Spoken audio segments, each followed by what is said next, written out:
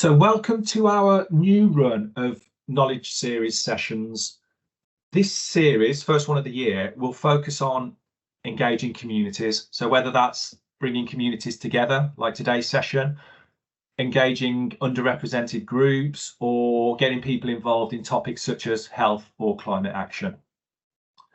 Today's session is all about connections, about bringing people together in communities, and I'm delighted with the panel that we have today. So the way that the session will go, first of all, I'll hand over to my colleague Ellen Perry. So she works at the National Lottery Community Fund with me. Then we'll hear from Adam Carter, Senior Programme Manager for the Soil Association. Then we'll hear from Harry Hobson, Director of Neighbourly Lab. Then Mark Ereira-Guyer, Founder and Director of Civil Society Consulting. And then joining us at the last minute is Christine Owen, Associate Director at the Innovation Unit. So thanks for stepping in at short notice, and we're delighted to have all of you with us today. We really do appreciate you giving up your time. Before I hand over to my colleague Ellen, can I also introduce Elvid Selman? He'll be working behind the scenes to make things go smoothly as possible tech-wise. So he'll be sharing things in the chat, he'll be sharing bios, links to resources, and also keeping an eye on that chat and feeding into the conversation where possible. That's not always possible, but he'll be doing what he can to feed in your questions into the conversation. Also, Elvid is a Welsh speaker, so if anybody wants to test him by sharing something in the chat in Welsh, then by all means, please do so. Anyway, that's enough from me for the time being. So first of all, I'm going to hand over to my colleague, Ellen Perry, who's going to set the scene for today's session. So I'm going to mute myself and it's over to you, Ellen. Thank you. Great, thank you, Nick. Good afternoon, everyone. Yeah, as Nick mentioned, my name's Ellen and I'm part of the Knowledge and Learning team here at the National Lottery Community Fund. So I'm really pleased to have the opportunity to speak today at this session, which, as Nick said, is looking at different approaches to bringing people together in their communities.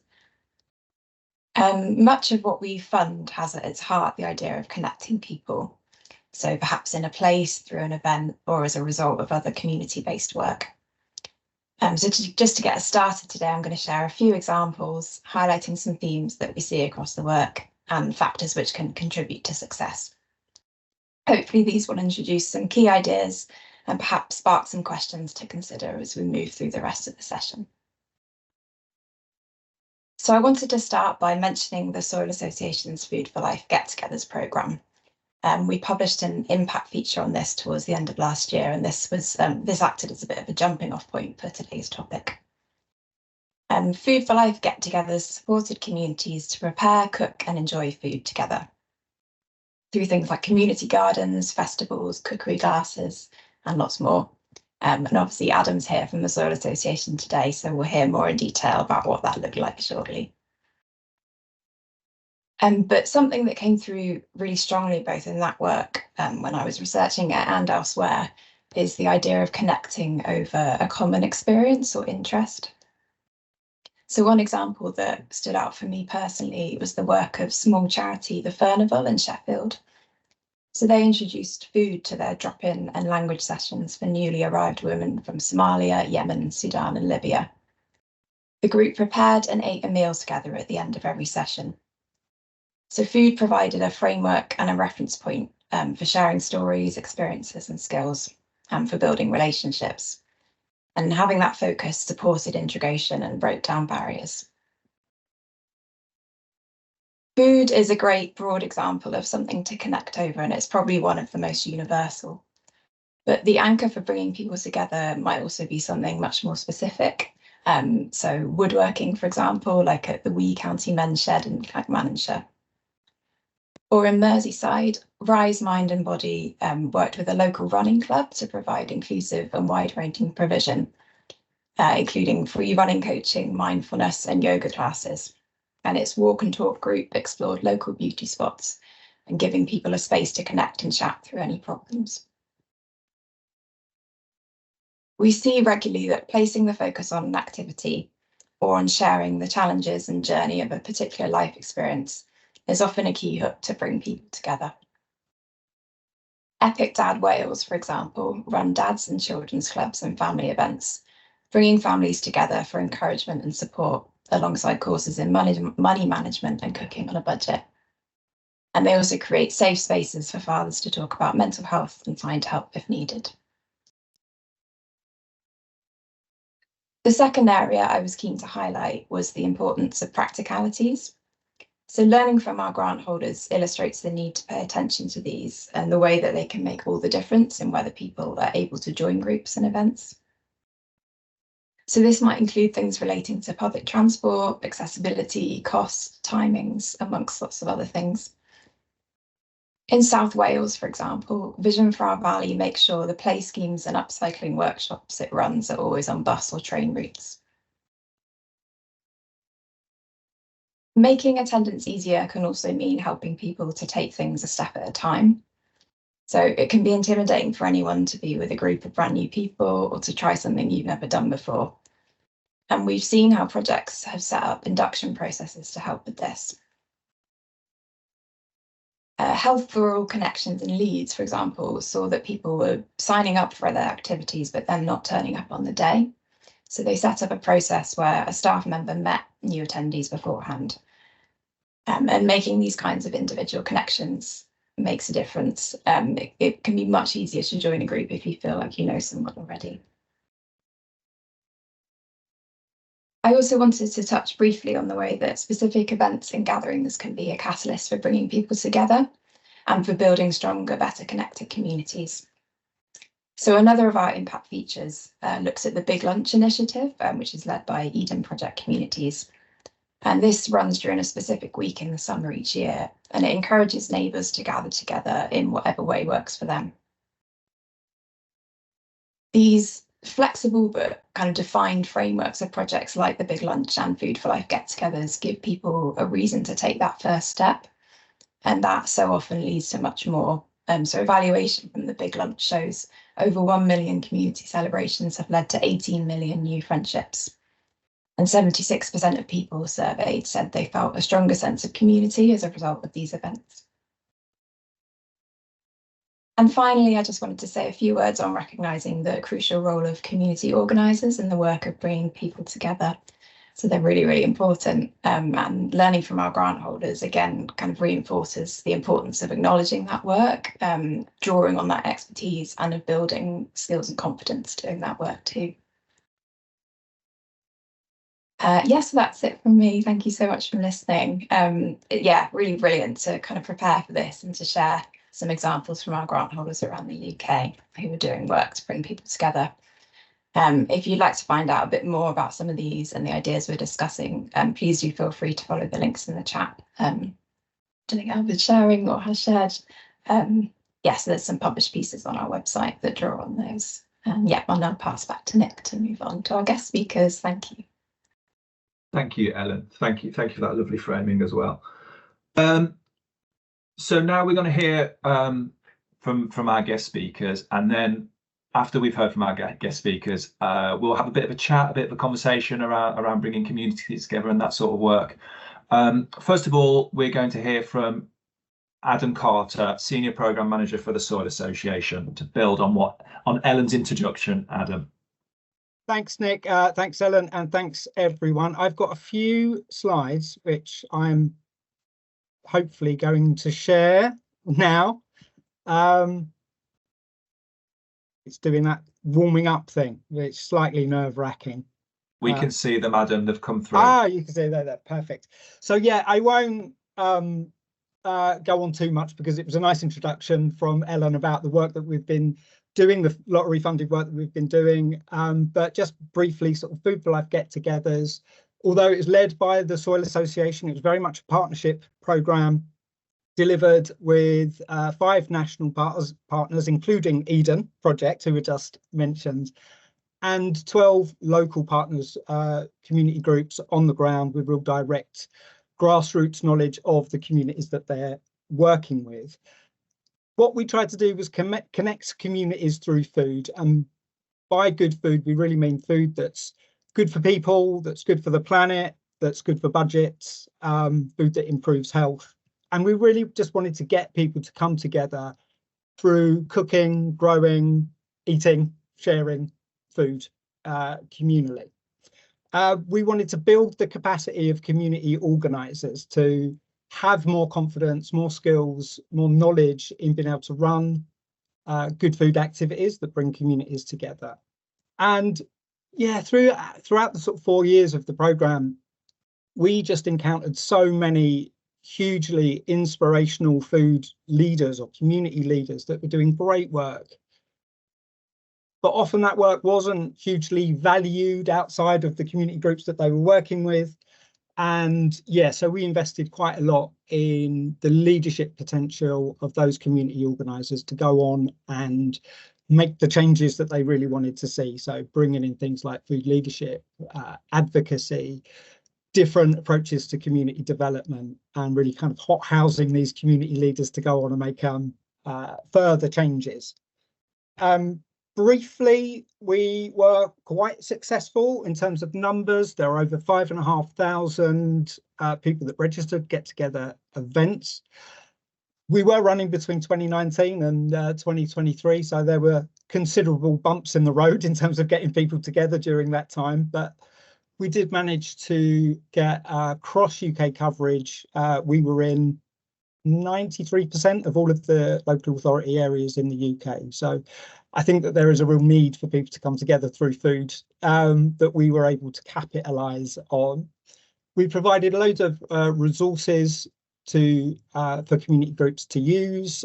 They were quite successful. Over 50,000 copies of our resource pack were downloaded during our last campaign.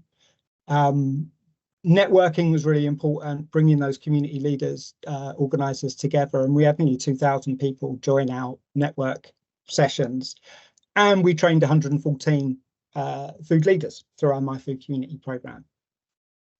Very quickly, that map was on the previous slide, but diversity and inclusion was built into the programme. That was a sort of stated ambition from the start of it, that we wanted to help those in the most need. It was something that we kept track on during the programme, and you see there from the graph the highest number of our people that engaged with the programme were from the 10 to 30% most deprived neighbourhoods in the UK. We were lucky enough in the 4-year funded programme, in the first 2 years, we were able to employ some regional engagement workers who really spent time building up trust, listening to local groups, finding out what it was that they really needed and how we could be best placed to help. So that was hugely important. We worked with those partners, frontline organisations, and they were, again, hugely helpful to making sure that our messaging was right and would resonate with the audiences that we were working with. And yeah, practical advice, networking opportunities were really helpful. I should have added in here as well, small grants. We issued around 900 small grants, only about 150 quid, just to get over that first step and initiate some action and get people out there running events and activities. And that was a great way of engaging people and getting them involved in the programme.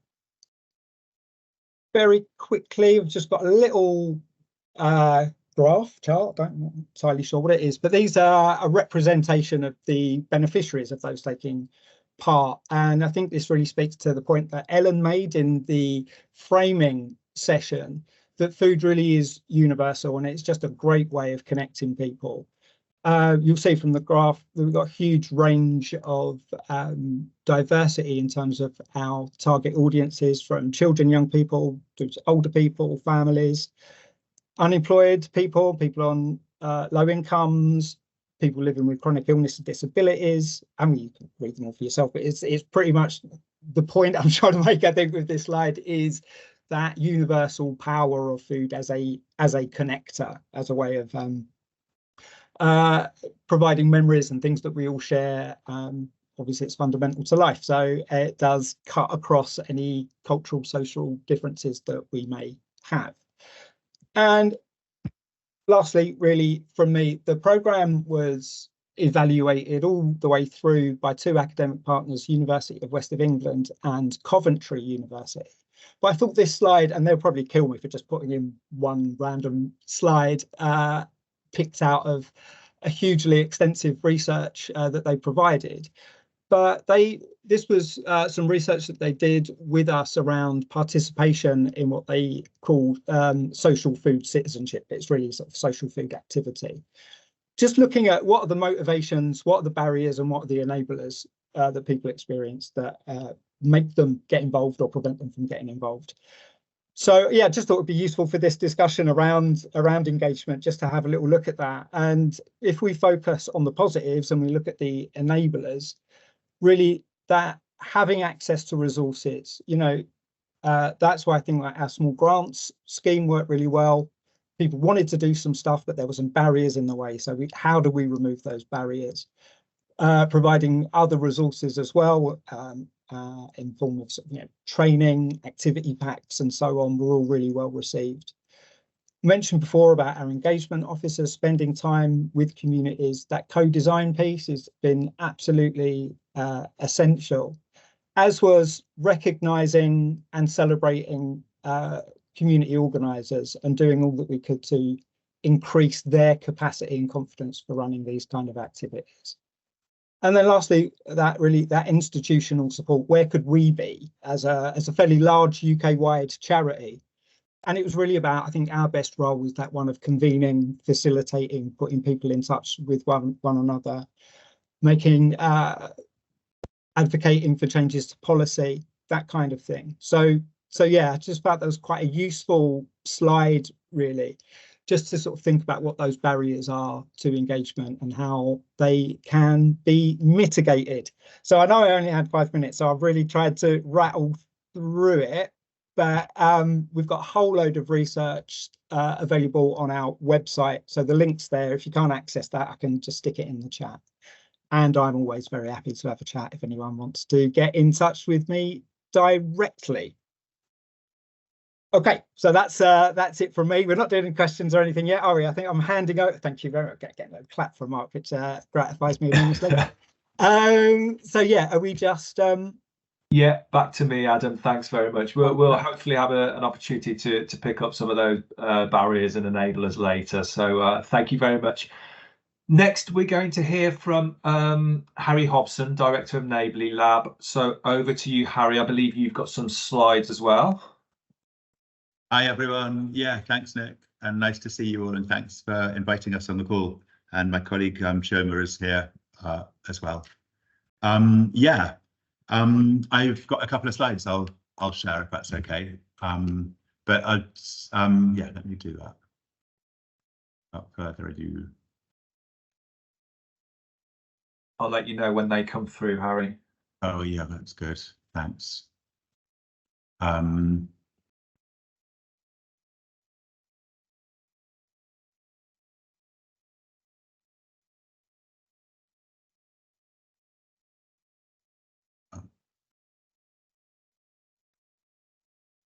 Something's happening.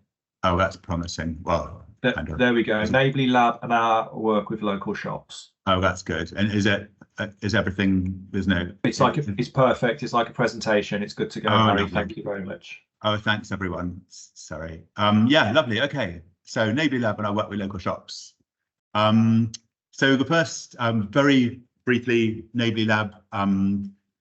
We are here in order to think how to innovate to increase social connectedness massively. And that means experimentation, research, and evidence sharing. We're very grateful for the funding we obviously received from you, but we also do lots of work and have our sleeves very rolled up on lots of work we do for charities and local government and councils and other funders. So that's Neighbourly Lab.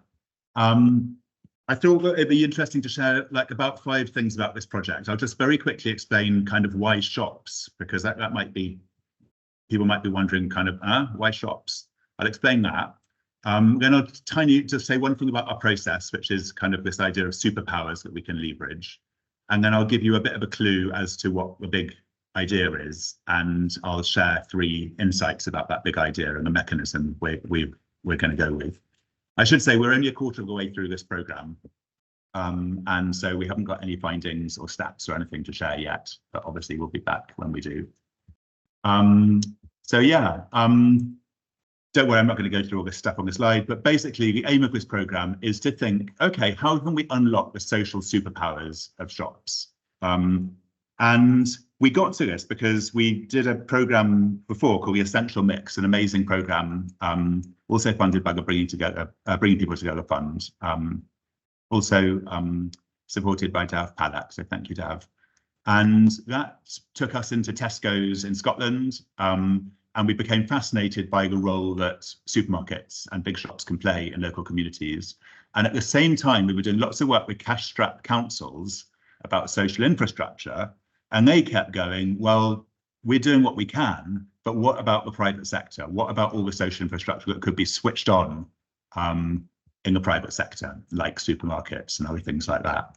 So that's kind of what led us here. And so what we're looking to do is to innovate and find new ways that shops can play a wider role in their local communities, new formats, new ways of doing it. Why shops? Because there's two things which are magical about shops, we think. First of all, they are right in the flow of everyday life. They're at the front and centre of your daily and weekly routines. We're all there. And there's just a sense of like, it's happening anyway. The shops, we're there, whatever. We're not going out of our way to go shopping. It's in the flow of everyday life. And then secondly, really importantly, and a bit more kind of psychologically, people feel very familiar in shops. When you're shopping, you're kind of on the front foot, as someone put it to us. You feel okay. You're not on someone else's space.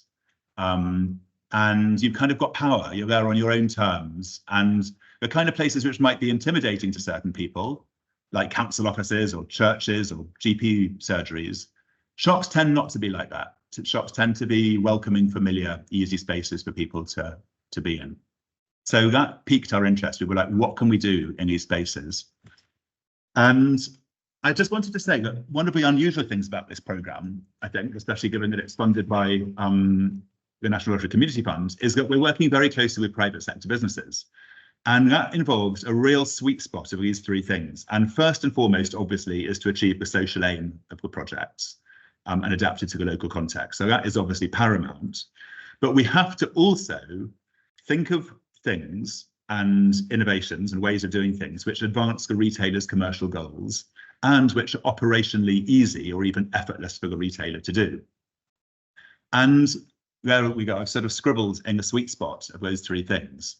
And the reason for doing that, it's not because we want to help supermarkets do even better or small local shops to thrive, although we probably do. But the real reason we're doing it is because by doing it, we get longevity at the unit level in each shop. So we get and most of all that comes from the buy-in of the staff and the managers. And then the other reason it really matters is spread or diffusion, because we want to come up with models that don't just work for a couple of shops. We want to come up with models which will spread to every big supermarket up and down the UK. So that means they have to be alluring, they have to be attractive, they have to be gettable, and they have to be very easy to copy, very easy to emulate. So that's so it's a difficult challenge we've set ourselves. We have to achieve all three of these things at once. And of course, we're very sensitive to the fact that we're using lottery players' money, and we've been very careful not to give any kind of commercial advantage to any given shops. But we do have to think how this works commercially for shops. And I think that makes it a bit more challenging, but also really exciting. The next slide I want to show is the way we do our innovation is we think about, okay, what are the superpowers we can leverage and what are the goals we can answer to? So I'll just talk about the big busy supermarkets. So the superpowers they've got, which we can leverage, we can make something of, is the fact that they've got underused space. This all started when we saw an area of a Tesco in Scotland which was just full of bags of compost, which it could have been a meeting space, but they were just using it for kind of storage. So lots of these big supermarkets have got space that's not very well used. That's the first thing. The second thing, of course, as we've talked about, is a wide mix of everyone being local. And the third superpower they've got is this weekly rhythm and dwell time. People spend time in a routinized way in these big supermarkets. And the goals we can help them with is, first of all, staff recruitment and retaining. That's a big problem for big supermarkets. They're really always thinking about staff well-being and recruitment and retention. The second thing is they want to be an attractive destination for people to come to, especially against online shopping.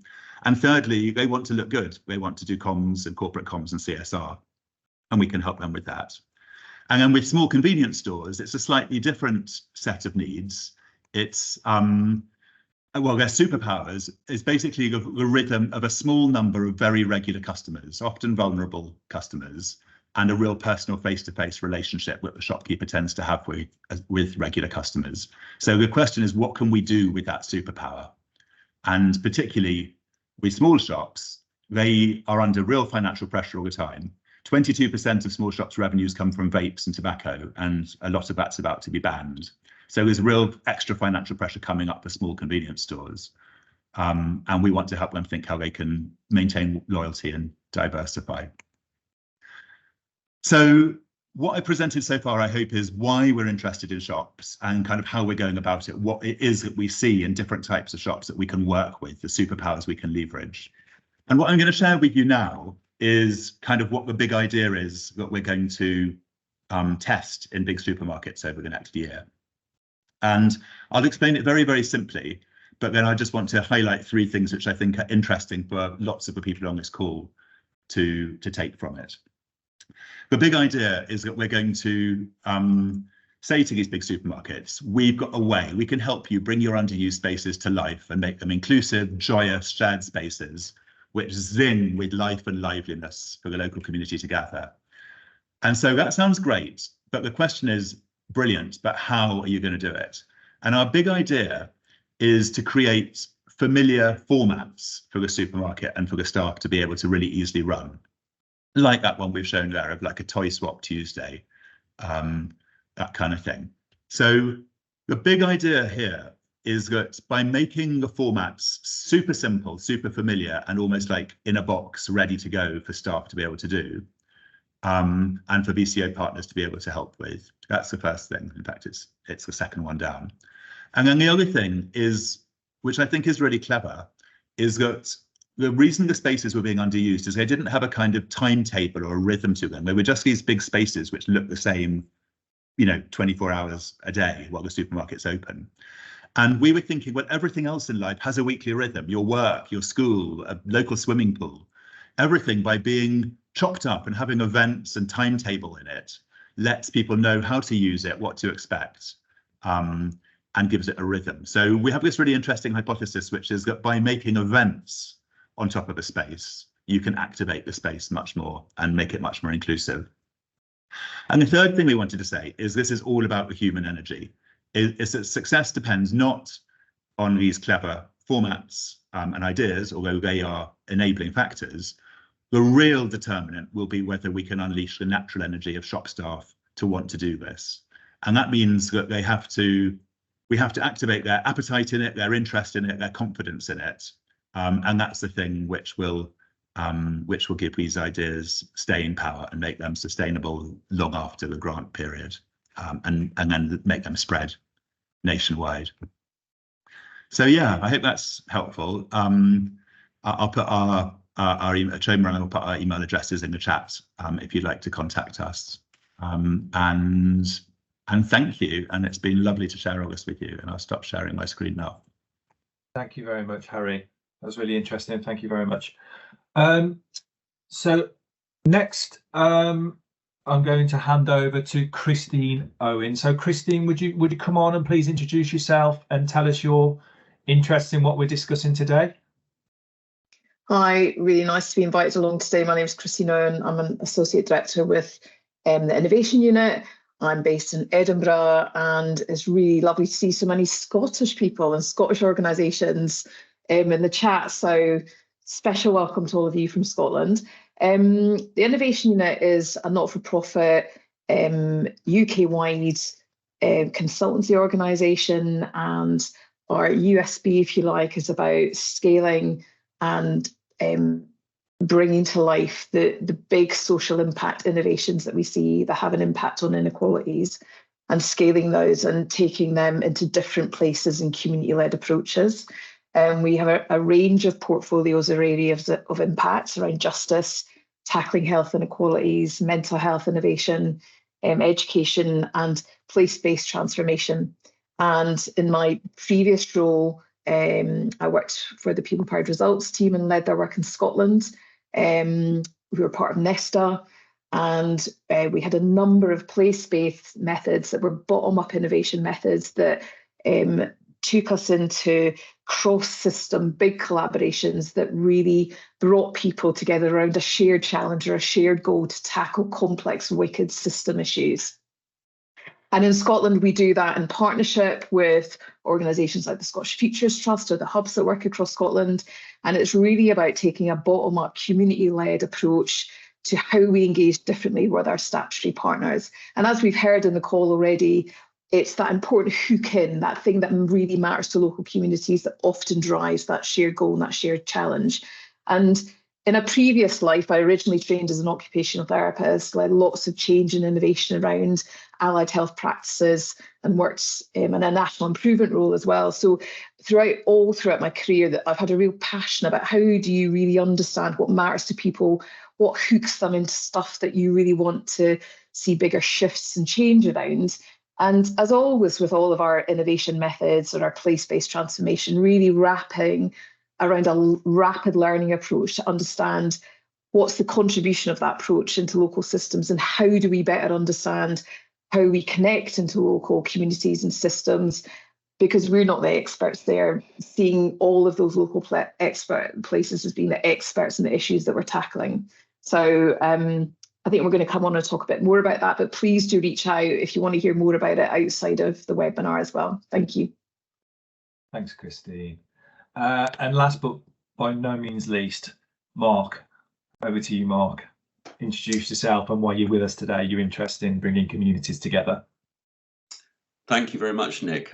Nice to not be least. And I just think it's beautiful that the Loteri is doing this and bringing 180 people together this afternoon. It's a really inspiring programme, I think, bringing people together, and we're really delighted to be part of that. We've only really just started on our initiative, and I'll go on just to say a little bit about that. We're a non-profit CIC, community interest company. We've got a base in London, in Hobson, but we've got colleagues working in Greater Manchester area, Middlesbrough, and I actually work out of Suffolk here in Bury St Edmunds.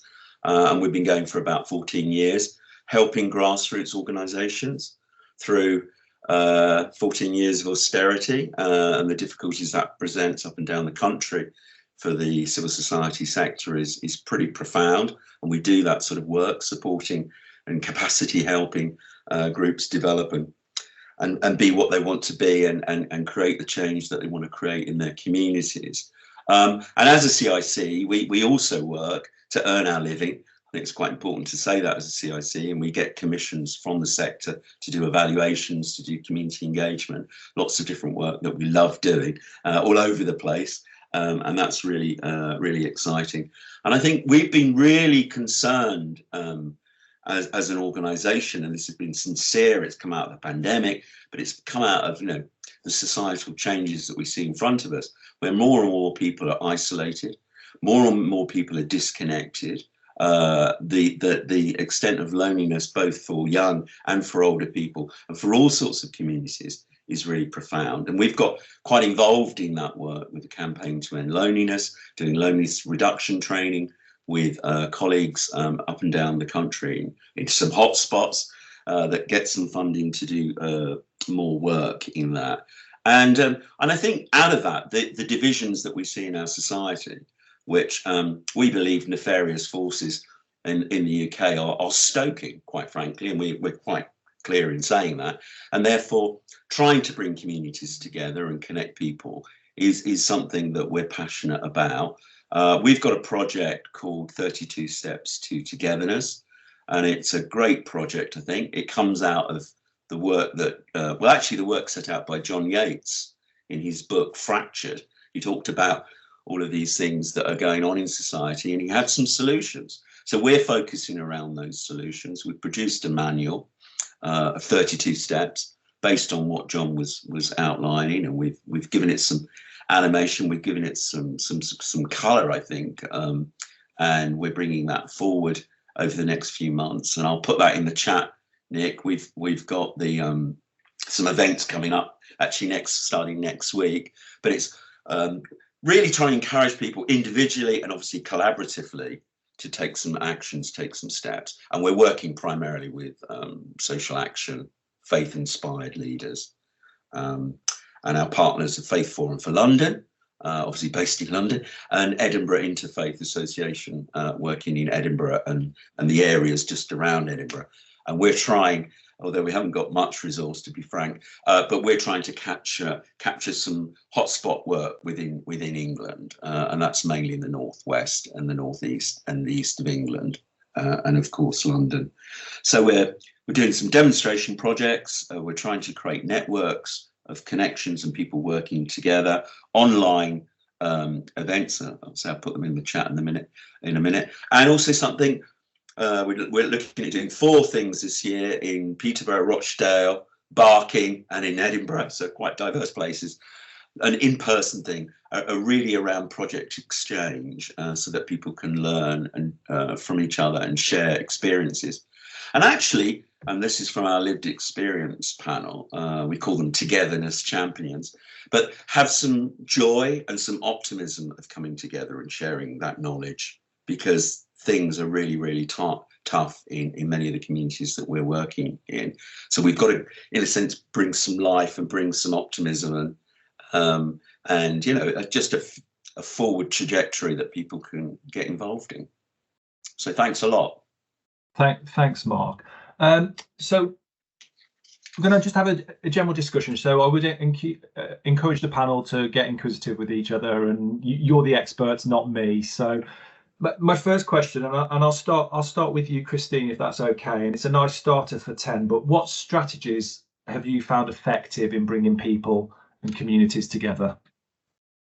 Yeah, it's a really good question, and I would say it's something that we're always learning about. And there's never the right starting point, and you always look back and think, oh, it'd be good if we'd done that. So I think to give comfort in the fact that it's always a learning process. I've popped into the chat the Innovation Unit website, but also the People Powered Results Playbook, where we pulled together, I guess, the template drawing from our 100-day challenge approach, which is a place-based method to bring diverse collaborations together and really test out new ways of working and living, and really anchored in people-powered values, but also the conditions that you need to create to allow that work to flourish and to grow. And so that looks at new modes of leadership and that collective leadership group across a place that shifts power and isn't just about your typical forms of leadership and involves business and community leaders and all sorts. It's about active permission to move into different modes of leadership and to step in and out of those roles. How do you bring people together in new and different ways? And how do you mobilize diverse groups of people to see them as the experts in their local place, and how do you facilitate that well as if we talked about focusing on a shared challenge. We really believe in creating an environment for action and learning as part of those conditions. So again, using methodologies for change that's built into and will happen to understand different data and insights and stories that help bring that work to life. But also that real world testing and experimentation and celebrating success and learning from failure can be part of community-led innovation that shifts and nudges local places around a big shared wicked challenge into a different way of working and interacting with the statutory sector as well. So really dip into the toolkit as well, because it does give you some really practical examples or tools or approaches or methods to shift and try out and get creative about how you do that and to try and make it fun. Thanks, Christine. I think today is going to be a winner for the most resources that we're going to share after the session as well. But that's great. We're a knowledge and learning team. We value these resources. We use them for our work as well. Mark, do you want to come in there as well about strategies that you found effective? I mean, we've heard from Christine for big systems change. We've heard from Harry about places and spaces. We've heard from Adam about food as the catalyst as well. Yeah, I mean, I guess we come at it from the angle that everybody's unique and they're all very special people and they've got skills and attributes that they can bring to this. So I think our work is very kind of embedded in the sort of asset-based approach to that. And I think what's also important now in terms of our strategies and working with people, I say we're a bit hotspot. You know, it's like where people know us and trust us, and we're developing those relationships. I think we spend quite a lot of energy and time in talking to people, and in an old-fashioned sense, you know, talking to people on the telephone and getting people into a Zoom room from a varied sort of set of backgrounds, because that's what our project is about, you know, be it Christian and Muslim, or be it from deprived communities in the northeast, you know, with more affluent communities in London, etc. So I think we're trying to get a spirit of collaboration in the room by talking to people, and we do a lot of one-to-one as much as we can, and developing personal relationships. We see that as really important. And in terms of guiding the project we're doing here, but actually some other work that we do, we try and set up steering groups. I touched on our lived experience reference panel that we've set up with these togetherness champions, people from throughout the country that are working with us, and we offer them a small honorarium to come to some meetings. We value their time and their contribution, and they animate, I think, what we're doing as an organisation, and the work that we'd like to do is sort of rooted in their experience and rooted in their real urgent needs as well, because people have urgent needs working in civil society organisations that we can't, you know, we can't ignore. We're working with a lot of grassroots groups that have little resource. So how they get additional resource, or how they present themselves to the world and evidence their impact, is pretty important to them. So with this reference panel, we've got 3 people from Scotland, 6 people from England. That's quite an important tool of engagement and part of our strategy in terms of the work that we're doing on this bringing people together project. Thanks, Mark. My next question, and this is for whoever wishes to go first, but when we canvassed the audience about what they'd been interested in, there was something around, you know, the practicalities of setting up projects for bringing people together. We heard Ellen earlier talking about travel issues, warm welcomes, and that sort of stuff. So what advice would you give to those looking to initiate community projects, however big or small, in their area?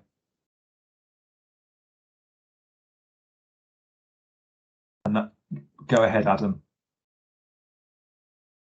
You're on mute. Yeah, it went a bit quiet, so I thought I would jump in. Sorry, remind me of the question. I've kind of had you're on mute as well now. Yeah, doing well. It's about advice that you would give for organisations looking to initiate community projects, however big or small, bringing people together.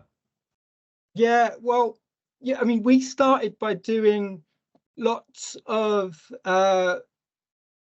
visioning.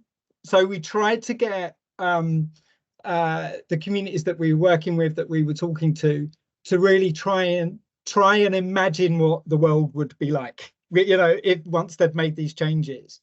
And that kind of created a little roadmap for them to get started. You know, they had a clear idea of what it was that they wanted to do, who they wanted to help, how they wanted to do it. And I think that was really, really helpful as a starting point before they launched straight into running activities and initiatives. And I think it is that power of networking as well. We were very clear that we were like, we don't know everything. We're quite well placed to know someone that might know how to help you. So we were very much just around the world's changing so quickly. I know this is a bit of a cliche, but no one's ever quite sure, is this new? Has it been done before? Has anyone ever done this? And 9 times out of 10, like, it has been done before, and people have found a solution to it. But often it's quite opaque. It's difficult to find those solutions and to speak to someone that has tried it and failed or succeeded or has something to offer and something to share. So yeah, bringing those community organisers together, sharing experiences and trying to iron out some of those wrinkles, before they started was really, really useful. And yeah, and going back to that, having a vision, like a shared collaborative vision around the world that we want to see, and then using that as your kind of North Star to find your way through the path was something that was helpful for us. Thank you, Adam. Harry, did I see something about you've got a community of listeners? It was, sorry, Adam just sparked something then about asking, engaging with the community and stuff like that. And I think you've done work around a community of listeners. Yeah, we have. Lots of our team are trained in ethnography. We do lots of deep listening as a kind of as one of the sort of first steps in all the work we do to make sure that we've kind of understood kind of what the needs are of the local area, but also what people's preferences are and what people want to have. So yeah, in this particular project, it's quite kind of infrastructural what we're doing, if you like, in that we are trying to switch on lots of latent kind of places and spaces, because we believe that by doing so, we will unlock and provide the opportunity for lots more social opportunity to spring up. So in a way, I guess what we're doing is almost kind of prior in some ways, or sort of upstream almost from what many of the other grantees are seeking to do. Yeah, definitely. I mean, all innovation is obviously based on, a hard-won insight of what's needed. I mean, we understand innovation to be the collision of what's needed with what's possible. So we're always kind of trying to explore those two things at once, and trying to open up and unlock possibilities, especially in this case with, with private sector owners of space who aren't basically sharing that space adequately with the community. Yeah. Thanks, Harry. And you talk about sort of partnerships with shops and stuff like that. And Christine, I know that you mentioned about partnerships also. So I'm just wondering what role partnerships with local businesses, organisations, or government can play in this role of bringing communities together. How important are they? How do we foster those relationships? It's a really good question, and all of our work is done and developed in partnerships and collaborations, partly because they give you a sight of stuff that you'll miss so that you won't see, and it broadens the reach of it. But also in the bottom-up approaches that we take, there are always layers and layers that we like to share learning with. And so we might always see some of our national partners and have them in a learning role about how they can unblock or enable what's going on locally, but also a range of views and perspectives, so that if we're trying to rapidly work with a community-led approach and want to shift things quickly, who in that system or around those systems can enable that change to happen and unblock it as well. And so then you are tapping into and shifting power quite naturally around the conditions you want to create around something that puts people at the heart of that and communities at the heart of that, to shift and move that forward, and also act as a learning opportunity as to what in that local place enabled that change to happen, and really pinpoint that.